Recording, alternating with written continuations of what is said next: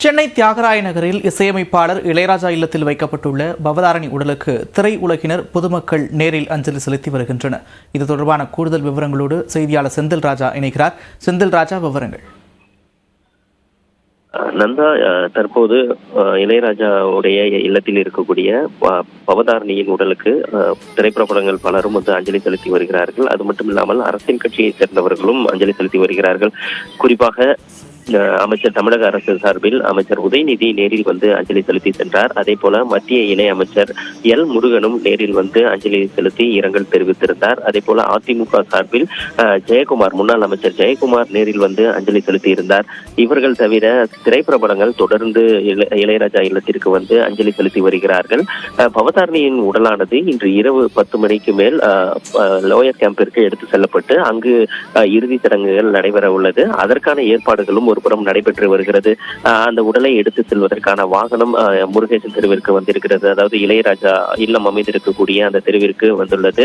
அது மட்டும் இல்லாமல் ஒரு 10 மணிக்கு இந்த பணியானது, இறுதி சடங்கு பணியானது சென்னை இல்லத்தில் முடிந்து அஞ்சலி செலுத்தும் பணிகள் முடிவடைந்து அதற்கு பிறகு அவருடைய உடலானது, பவதாரணியுடைய உடலானது லோயர் கேம்பிற்கு எடுத்து செல்லப்படுகிறது. நாளை காலை முதல் அங்கு அஞ்சலிக்கு வைக்கப்பட்டு லோயர் கேம்பில் இளையராஜாவிற்கு சொந்தமான இடத்தில் அடக்கம் செய்வதற்கான பணிகள் நடைபெறும். ஏற்கனவே பவதாரணியுடைய பாட்டி மற்றும் அம்மா ஆகியோர் அடக்கம் செய்யப்பட்டிருக்கக்கூடிய இடத்திற்கு அருகில் பவதாரணியுடைய உடலும் அடக்கம் செய்யப்பட இருப்பதாக நம்மளுக்கு தகவல் கிடைத்திருக்கிறது. நந்தா,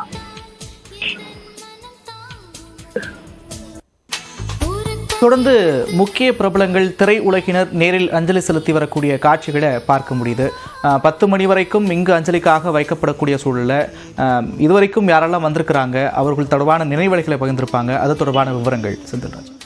நந்தா, நம்ம ஏற்கனவே குறிப்பிட்டது போல இயக்குநர்கள் மணிரத்னம், அமீர், கே பாக்யராஜ், ஆர்.வி. உதயகுமார் உள்ளிட்ட பல இயக்குநர்கள் நேரில் அஞ்சலி செலுத்தி சென்றார்கள். அதே போல நடிகர்களில் விஷால், கார்த்தி, ஜீவா, ஆனந்தராஜ் உள்ளிட்ட பல முன்னணி நடிகர்கள் நேரில் அஞ்சலி செலுத்தினார்கள். நடிகைகள் ராதிகா உள்ளிட்டோர் நேரில் அஞ்சலி செலுத்தி தங்களுடைய இரங்கல்களை பதிவு செய்து இளையராஜா குடும்பத்தினருக்கு ஆறுதல் தெரிவித்திருந்தார்கள். இது போல அதே போல நடிகர் ரஜினிகாந்தும் பேட்டி வாயிலாக இரங்கல் தெரிவித்திருந்தார். இதுபோல் சமூக வலைதளங்கள் மூலமாகவும் இரங்கல் தெரிவித்து வருகிறார்கள்.